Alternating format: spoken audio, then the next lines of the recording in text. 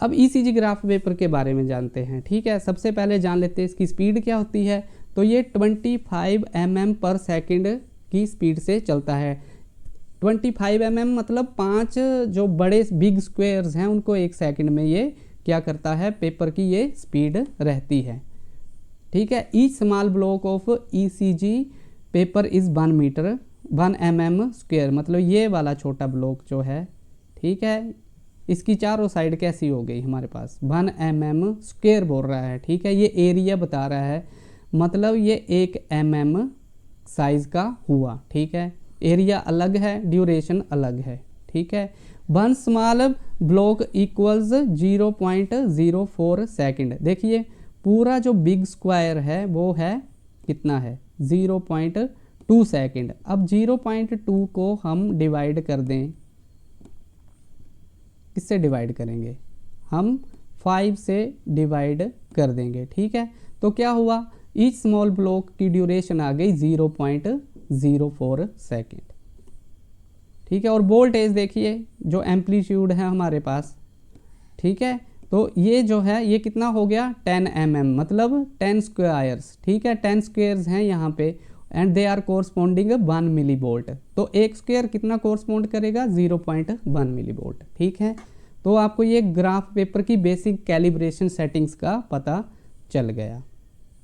अब एलिमेंट्स क्या हैं ईसीजी वेव के, पी वेव देखिए ये होती है हमारे पास पी वेव। ठीक है, इसकी विड्थ क्या बताई है हमने, विड्थ मतलब ये 2.5 स्क्वायर होंगे, मतलब 2.5 mm बोला है। 1 mm means corresponding to 1 square. ठीक है, 2.5 mm कोरस्पॉन्डिंग टू 2.5 स्क्वायर्स। ठीक है, तो एक स्क्वायर कितना होता है 0.04 सेकंड, तो 2.5 स्क्वायर्स कितने हो गए 0.10 सेकंड। ठीक है, हाइट कितनी है इसकी, वही 2 और 2.5 स्क्वायर्स जो है वो इसकी हाइट रहती है। ठीक है, और it is better seen in the lead 2, तो लीड 2 में हमें ये बेटर दिखाई देता है। It is upright in all leads, सारी लीड्स में ये अपराइट रहता है एक्सेप्ट इन ABR, क्योंकि ABR में क्या है, करंट जो है वहाँ से दूर जा रहा है, लेफ्ट से राइट की तरफ जा रहा है, downwards toward the apex of the heart, इसलिए ये हमें कैसा दिखेगा, नेगेटिव दिखता है ABR में। ये हमने देख लिया। बाईफेजिक का मतलब होता है ऐसे करके। ठीक है, बाईफेजिक। अब बाईफेजिक भी B1 में दिखता है, कभी कभी, हमेशा नहीं दिखेगा। ठीक है, कभी कभी हमें ये दिखता है, क्यों, क्योंकि this one is due to the right atrium depolarization and this one is due to the left atrial depolarization. तो इस तरह से हमें बाईफेजिक वेव जो है वो हमें दिखाई देती है। ठीक है,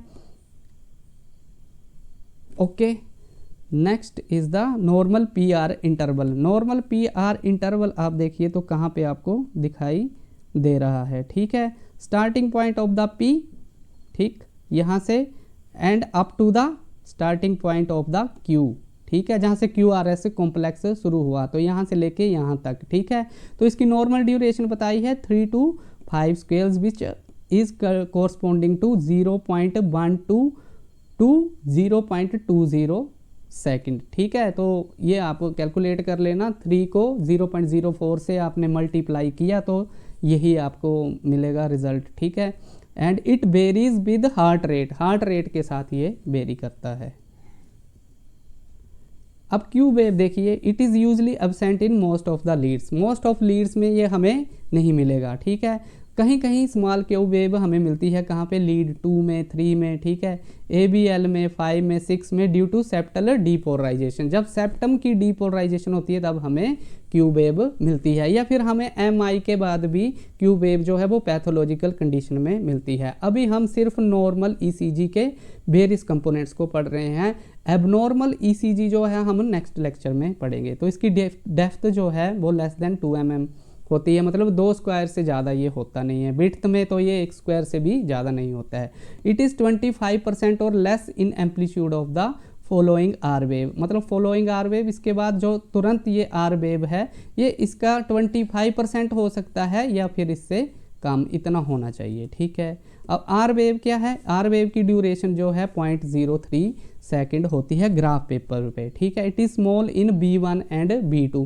B1 B2 में तो ऑब्वियसली ये स्मॉल होगी, क्योंकि QRS कॉम्प्लेक्स कब बनता है, जबकि left heart that is the chunk of the muscles कहाँ होती है, लेफ्ट साइड में, जो हमारे क्या होती है, वेंट्रिकल्स लीड्स जो लेफ्ट साइड की हैं, ठीक है, राइट साइड की नहीं, क्योंकि राइट साइड से करंट जो है that goes away towards the left side. तो लेफ्ट लेटरल साइड की जो हमने लीड्स पढ़ी पहले कोरस्पॉन्डिंग रिप्रेजेंटेशन में, तो उसमें हमने देखा कि B5 B6 ये था, ठीक है। तो B5 B6 में जो है वो क्या होता है, आर वेव वो ज़्यादा होती है और ये वेंट्रिकुलर डीपोलराइजेशन को दिखाती है।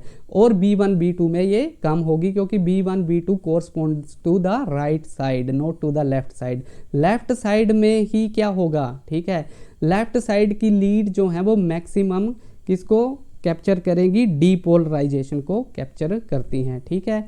एंड इट इंक्रीजेज प्रोग्रेसिवली इन, मतलब जब हम कहाँ जा रहे हैं, लेफ्ट की तरफ जा रहे हैं, ठीक है, अपेक्स की तरफ जा रहे हैं हार्ट के, उस टाइम में क्या है, हमें क्या मिलेगा, प्रोग्रेसिवली हाइट जो है वो ज़्यादा मिलेगी, ठीक है। Normal height of R wave जैसा कि देखिए ABL में ऑगमेंटेड वोल्टेज थी लेफ्ट वाली, उसमें लेस देन 13 mm होनी चाहिए, ठीक है।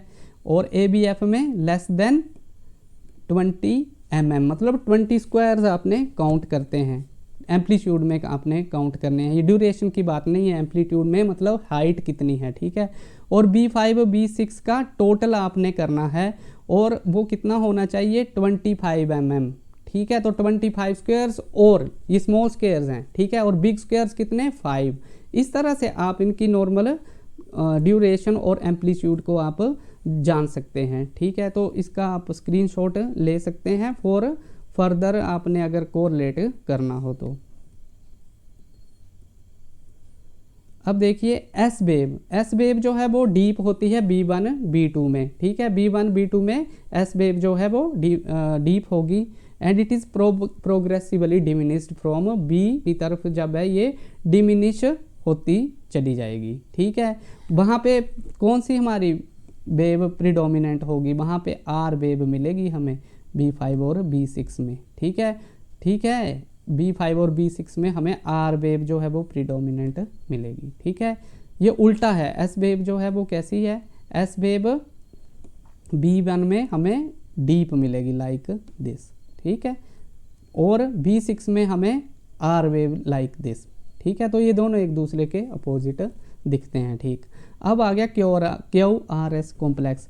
It is predominantly positive in lead that look at the heart from left side, ठीक है। तो QRS जो लेफ्ट साइड से देखता है, ठीक है, तो उन लीड्स में हमें ज़्यादा प्रिडोमिनेंट दिखता है। लेफ्ट साइड वाली लीड कौन सी है, L1 ABL B5 और B6, ठीक है। तो यहाँ पे हमें प्रिडोमिनेंटली पॉजिटिव मिलेगा, और नेगेटिव मिलेगा जो कि राइट साइड की लीड है, क्योंकि करंट वहाँ से दूर जा रहा है, मैक्सिमम एक्टिविटी तो लेफ्ट साइड में ही हो रही है, ठीक है। तो इन लीड्स में जो है हमें क्या दिखता है, ये नेगेटिव दिखता है, ठीक है। और नॉर्मल ड्यूरेशन इसकी होती है, it should be always less than 3 small squares, ठीक है। तो 3 स्मॉल स्क्वायर्स मतलब रफली कोरस्पॉन्ड करता है 0.11 सेकेंड्स, ठीक है। तो 3 स्क्वायर्स, ठीक, जो स्मॉल होते हैं, ठीक है, तो उससे ये लेस ही होना चाहिए, और हाइट जो है इसकी 5 बिग स्क्वायर से बड़ी नहीं होनी चाहिए। तो ये आपको समझ आ गया होगा। ST सेगमेंट जो है ये देखिए यहाँ से स्टार्टिंग फ्रॉम है, ठीक है, और स्टार्टिंग ऑफ T वेव है, ठीक है। तो ST सेगमेंट जो है वो ये क्या है, नॉर्मली एक आइसो इलेक्ट्रिक लाइन है, ठीक है। ST एलिवेशन 1 mm, मतलब एक आध जो हमारा स्मॉल स्क्वायर है उतना वो आगे पीछे हो सकती है, ठीक है, लेकिन उससे ज़्यादा होगी तो ये हमें कोई और चेंजेस दिखाएंगी। अब टी वेव क्या है, ये अपराइट होती है एक्सेप्ट ABR जो मैंने बता दिया, क्योंकि राइट साइड में इलेक्ट्रिकल करंट कहाँ है, लेफ्ट से राइट से लेफ्ट की तरफ जा रहा है।